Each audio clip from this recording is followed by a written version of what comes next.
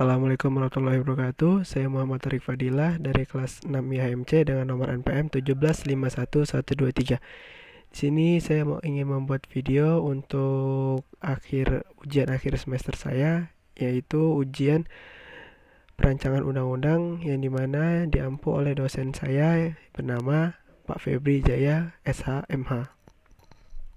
Oke, untuk mempersingkat waktu saja, di sini saya membuat video untuk soal pertama, yaitu mengkritik atau memberi pendapat pendapat saya terhadap peraturan perundang-undangan yang ada di Indonesia. Kemudian yang kedua adalah mempelajari bagaimana peraturan pemerintah pengganti undang-undang yang dibuat pemerintah Joko Widodo.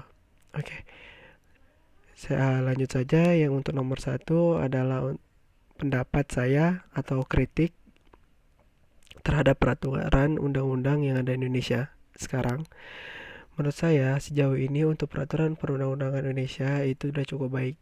Namun ada beberapa poin-poin penting yang harus diteliti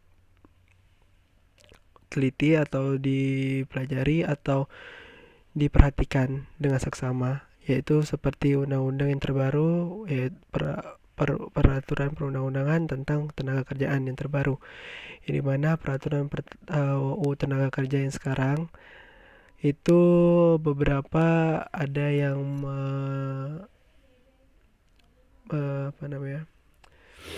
tidak sesuai dengan peraturan undang-undang, menyinggung atau menyimpang dari UUD 1945.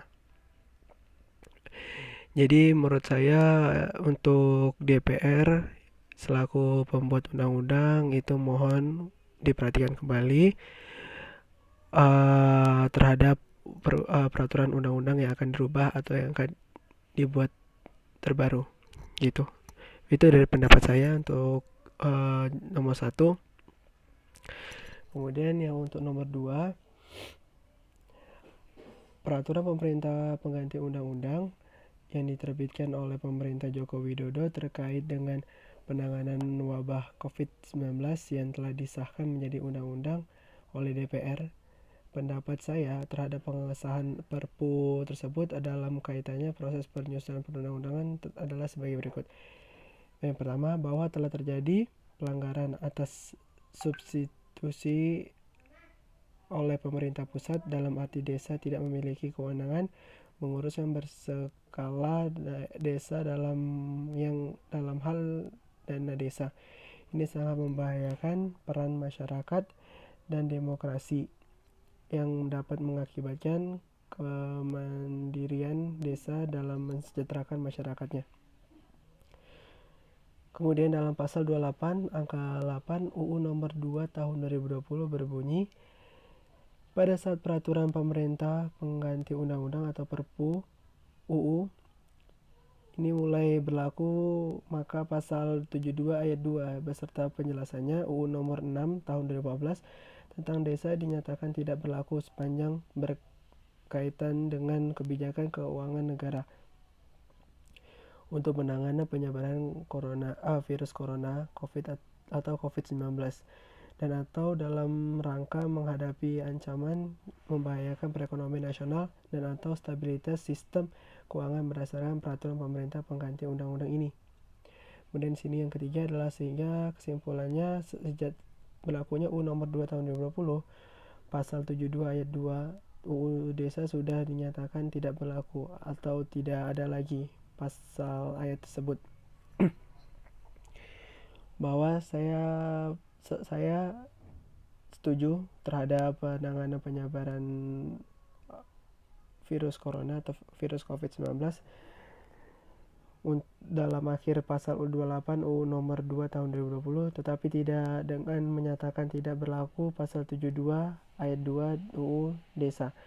Sebab dari aspek legislatif, hubungan yang dinyatakan tidak berlaku dengan kata sepanjang dan seharusnya tidak dalam substansi hukum yang seimbang. Pendapat saya, Perpu 1 tahun 2020 yang telah disetujui oleh DPR RI dan selanjutnya di perundang-undang pemerintah melalui UU nomor 2 tahun 2020, proses dan substansinya tidak disampaikan kepada Presiden sebenarnya dapat diatur melalui peraturan perundang-undangan UU tanpa merubah ayat 2 dan dari pasal 72 UU Desa beserta penjelasannya. Jadi menurut saya kalau misalkan untuk merubah peraturan pemerintah perundang-undangan yang ada di dalam era Joko Widodo itu boleh aja, boleh atau sah-sah saja, namun tidak boleh menghilangkan dari pasal-pasal sebelumnya seperti UU dalam UU Desa pasal 72 ayat 2 gitu. Oke, sekian dari video dari saya atas penjelasan saya mengenai perancangan undang-undang yang ada di Indonesia serta peraturan perundang-undangan pemerintah pengganti UU di dalam era Joko Widodo gitu. Oke, sekian dari saya. Assalamualaikum warahmatullahi wabarakatuh.